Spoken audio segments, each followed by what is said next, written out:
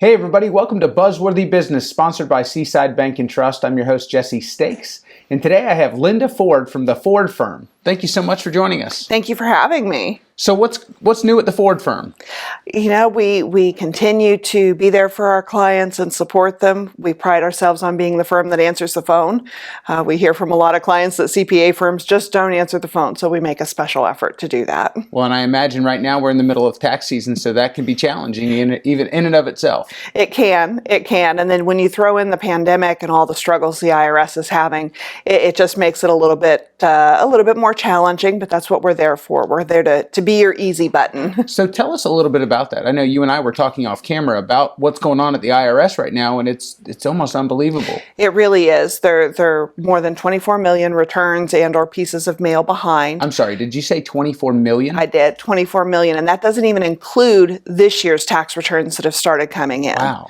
Yeah. So unfortunately, they were still sending out automated notices, and a lot of people have gotten notices that are inapplicable or have already been dealt with, and they're still sending out the second collection notice. Now, the AICPA, the organization that I work with as a CPA, and many others has pushed Congress to tell the Treasury, stop. You have to stop sending these notices out. But to the extent that someone's got one, there are things that can be done to take a defense to make sure that when the IRS does catch up, that they don't have an issue. Okay. And I got to imagine, I know if I get anything that has, an IRS return mailing label on it, there's fear that comes with that as well. So I'm sure you guys are getting some very emotional calls from your clients. We really do. It's interesting. My minor was in psychology, and I use it every day, but in a good way. I use it for good instead of evil. Really to help people calm down and let them know that it's going to be okay. We work with the IRS on a regular basis. So while it's the individual's money and it does have some fear associated with it, our job is to take that fear out of it. Well, and I know that you specialize in focusing on nonprofits here in the Northeast Florida area. So, with 2022 and everything that we've had in the last couple of years, what are you seeing in our local nonprofit community? What are you seeing going on right now? Well, Jacksonville has been very fortunate. We have a very healthy nonprofit sector as it is, and that's only actually gotten healthier during COVID. People have been very generous, very supportive, and very kind. So many of our nonprofits have actually grown, and that growth comes with a whole set of other issues. They need bankers like you, they need attorneys, they need all kinds of other advice. So we're helping to expand that and make sure they have all the support they need, not just a CPA. That's wonderful. Well, and I know that just in my dealings with nonprofits and with businesses in general, that business has really changed in the last couple of years, where people were doing things maybe in person, they're now doing things at home. When it comes to galas or when it comes to some of the events that some of these nonprofits were doing to raise money, they've had to change that. Mm-hmm. What have you seen with that? How has their fundraising changed in the last few years? So many of them have gone to virtual events, and they're just this year starting to get back to in-person events, like many of us are getting back to in-person things. But they've been wildly successful.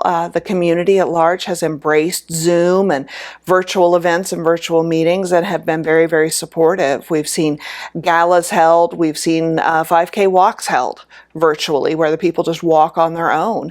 And they're still wildly successful with their fundraising. So the Jacksonville community has done a phenomenal job taking care of our less fortunate. That's wonderful. And I know, just to get back to what you said in the beginning, you're talking about the customer service that your firm provides to your clients. And I can say firsthand that I have worked with you with several clients, and that you guys provide impeccable service. Can you talk a little bit about that though, and there's a big differentiator for your clients when a banker like myself, or when another service provider can have a conversation with their CPA, there's something that's invaluable about that.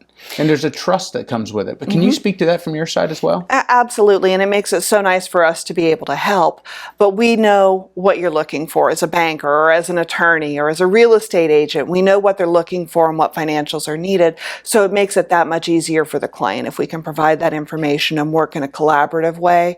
And that really goes to our customer service model, is being collaborative with other people, both on the nonprofit and business side and with individuals, making those connections, to the plumber or whomever else they might need that you wouldn't think a CPA would connect them to. Absolutely. No doubt. So if people want to learn more about the Forde Firm and yourself, where can they find you?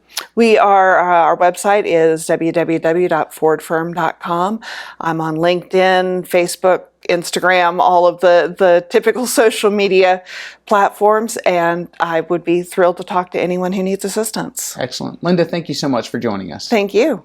If you guys would like to learn more about the Forde Firm and us here at Buzz TV, you can join us at jacksonvillebuzz.com. I'm your host for Buzzworthy Business. We'll catch you guys next time.